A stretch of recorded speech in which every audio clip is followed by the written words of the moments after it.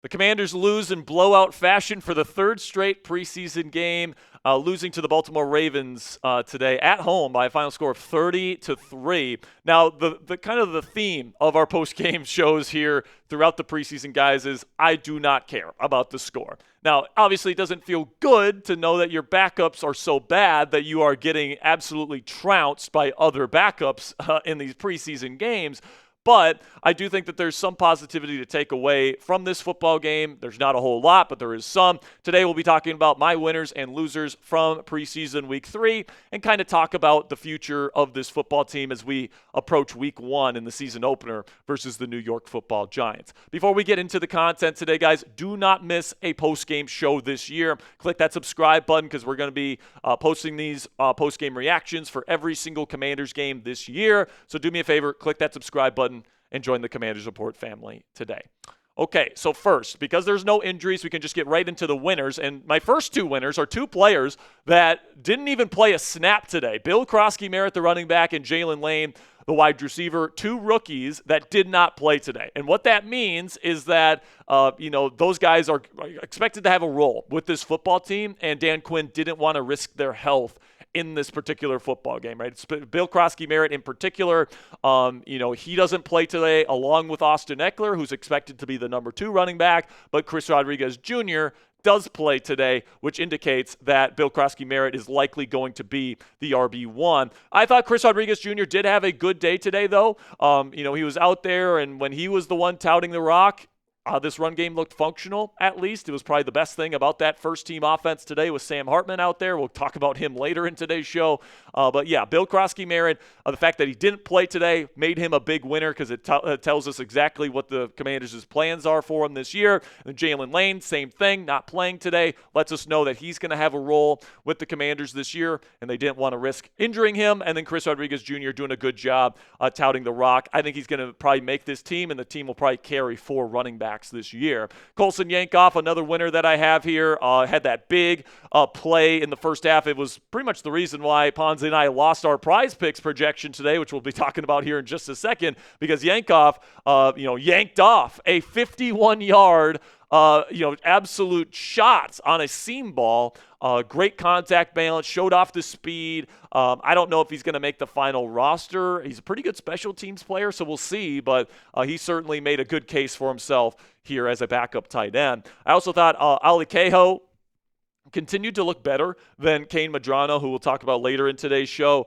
But Cahoe showed his ability as a tackler. He's a very good athlete as well. I think if you're going to have to choose between Cahoe and Medrano, if you're basing it based on these performances in the preseason, you got to go with Cahoe at the off-ball linebacker position. Then the final winner on today's list, Asang Bassi, cornerback, really did a good job for himself today, all right? He made multiple tackles for loss. He was around the football a lot, looked pretty good in coverage as well. So Asang Bassi is our final winner of today's show. And these are the 4 guys that I think probably are walking away pretty happy with the events from today's ball game.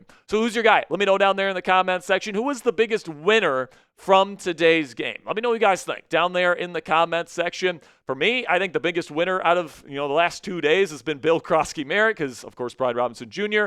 Is out, and he is now in, presumably, as this team's new number 1 running back. So I'm guessing, even though he didn't play today, he's feeling pretty good about himself coming out of this third preseason game. This will be the pinned comment on today's show. So in just a second here, I'm going to tell you about our sponsor today at Prize Picks. While I'm talking about Prize Picks today, let me know who the biggest winner was from the preseason finale down there in the comments section. And with that, let's have a word from our sponsor here at Prize Picks. And guys, preseason football is now over, but regular season football for professional for the NFL is coming right around the corner here, and college football is just getting started right now with week 0 of the college football season as well. And you guys can get in on the action with our friends at Prize Picks. You can download the Prize Picks app for free today. And personally, guys, I'm going to be spamming those mores when it comes to Jaden Daniels, Bill Krosky-Merritt, guys like Terry McLaurin. Hopefully he gets his deal done here soon. But I think this Commanders team is once again going to exceed expectations. So I'm going to be spamming those mores on the Prize Picks app this year in regards to this football team. And Prize Picks is super simple to play, guys. Just pick more than or less than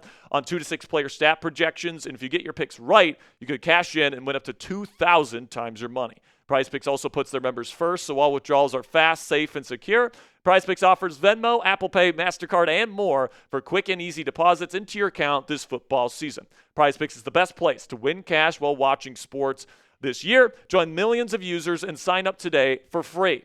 You guys can see here our PrizePicks projection today. Didn't go too well. We did take the Avery Johnson free play that they had in the college football opener today, but that one's pretty much just a gimme. But then over here, Commanders didn't score a single touchdown, so unfortunately didn't hit on the Matt Gay. More PATs made, and then unfortunately Sam Hartman, because of the Colson Yankoff yak play, ended up getting more than the 91.5 projecting passing yards in that first half. So unfortunately, Ponzi and I didn't make any money with PrizePicks today, but if you guys know more ball than me and Ponzi, you guys can download the PrizePicks app today and use code CLNS to get $50 in lineups after you play your first $5 lineup on the PrizePicks app today. That's code CLNS to get $50 in lineups after you play your first $5 lineup.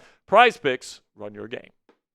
We'll start with the losers here with Sam Hartman, who, in my opinion, all right, and for my job here at Chat Sports, I have to watch a lot of preseason football and a lot of bad preseason football, a lot of bad preseason quarterbacks. I don't know if I've seen a worse preseason quarterback in a long time than what Sam Hartman put on film this year. He's got a long release. He doesn't have any arm strength. He predetermines reads. He has a ton of multiple pick sixes in the freaking preseason against vanilla defenses. I mean, let's face it. The reason why he's on this team is because he's friends with Jaden Daniels. And the fact that he was out there with players like Luke McCaffrey and KJ Osborne and Chris Moore and guys that are legitimately trying to, make the team, show what they can do. How can they show what they can do when Sam Hartman's out there and he's incapable of throwing the football to them? I mean, just honestly, I think this guy shouldn't have even gotten a shot based on how he played. Somebody else probably deserved his spot on this roster heading into the preseason, but let's face it, guys, it was a little bit of a Nepo hire there with Jaden Daniels being his friend and his buddy, and he wanted him in the quarterback room, so the Commanders obliged, and that's unfortunate for guys like Luke McCaffrey, Chris Moore, and KJ Osborne that had to play with him time and time again this preseason. But also, it wasn't a great day for Josh Johnson, all right? Like, the team didn't score a touchdown at all today. He threw an interception in the red zone. Johnson was not overly efficient today, in my opinion, and I think he has left the door open for the Commanders to get one of these preseason star third-string quarterbacks that we've seen around the league. Skylar Thompson from the Pittsburgh Steelers is the first one that comes to mind, where they have Will Howard, a rookie quarterback there in Pittsburgh, and they may be cutting and waiving Skylar Thompson. And Thompson was one of the best-performing backup quarterbacks in the preseason this year. So to add him and letting go of Sam Hartman and Josh Johnson is certainly a possibility for this football team. Especially with Marcus Mariota still dealing with his back injury stuff. And if you know anything about back injuries, they can re-aggravate quite quickly. So this team needs to have a quality QB3, and I'm not sure Hartman or Johnson fits that bill heading into the year. Then we get to Jalen Holmes, the edge rusher. Couldn't set the edge when he played with the second-team unit today. Missed multiple tackles. He wasn't good today, guys, plain simply. I expect him to be cut. Then Kane Medrano, off-ball linebacker, is also on our losers list here today.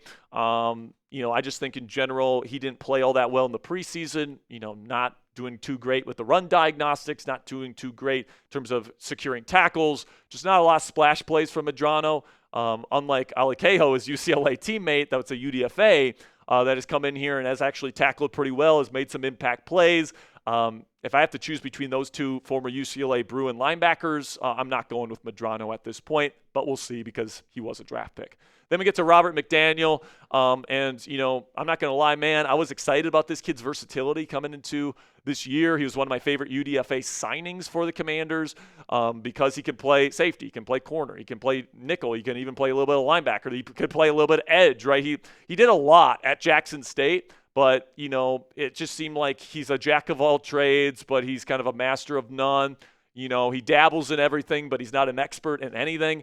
Robert seems like somebody that's probably going to end up being cut. He got beaten coverage a couple times today. So, unfortunately, it looks like he is not going to be sticking around, but we'll see. Then I think, the final two losers here, second team run defense. And really what I mean by the second unit is the first unit today, because the first unit was not out there today, right? Outside of some younger players that were out there to get reps, like Cleveland Ferrell. I guess he's not a younger guy anymore, but Jazon Newton was out there for a little bit today. But, yeah, man, that second-team unit was really bad. The Ravens were able to just run the football down their throats even when the Commanders knew it was coming time and time and time again, and it led to 2 straight touchdown drives to start the game for Baltimore.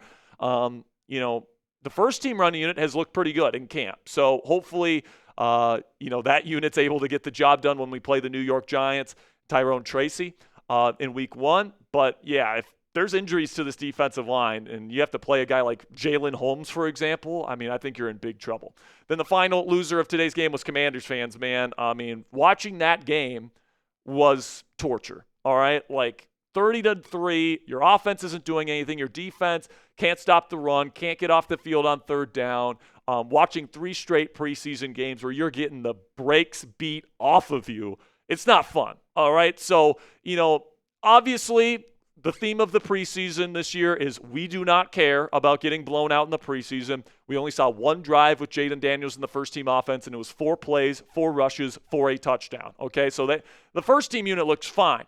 Okay, but the big question is going to be, if there's injuries, if you have to depend on some of these players that were playing in this preseason and weren't getting the job done, what is it going to look like? So there's certainly some question marks. Dan Quinn needs to get his guys together. He needs to enforce the standard heading into the season, and hopefully they can get Terry McLaurin locked up as soon as possible because I think we're going to need him once we play the New York Football Giants in Week 1. All right, so let's do this again here, guys. Who was the biggest loser of the day for the Washington Commanders? Honestly, biggest loser of the day was Commanders fans for me, man. Having to watch that, all 4 quarters of that garbage. Definitely wasn't fun today, man. But let me know the biggest loser down there in the comments section. And just some final thoughts here before we say goodbye here. Obviously this preseason, didn't go the way that makes you feel really great about this football team. But it's also the reality that preseason football is preseason football. And when you have backup quarterbacks like Josh Johnson and Sam Hartman, who literally took every single snap outside of 1 drive from Jaden Daniels in this preseason, if you got bad backup quarterbacks, you're not going to be good in the preseason. That's just the way it kind of works.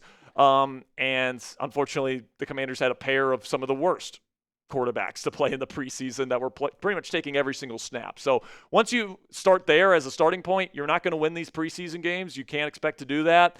But once you get Jaden Daniels on the field, once you get Marcus Mariota back as your backup quarterback, which it sounds like he will be ready to go Week 1, once this entire starting offensive line gets here, I expect this team to play a lot better with their first-team unit guys. It's just a little bit of a question about depth at this point. And obviously the special teams units need to be playing better than what they did during this preseason. But overall, I'm not overly worried about the scores of these football games. I'm just looking forward to finally getting to some regular season football here in Washington. So what's your prediction for the Super Bowl this year, guys? Do you think the Commanders make it? And if not, let me know who you think makes it and who wins the Super Bowl this year. Let me know down there in the comments section to finish up today's show. Make sure you click that subscribe button if you haven't already. Till next time, guys. Hail to the Commanders.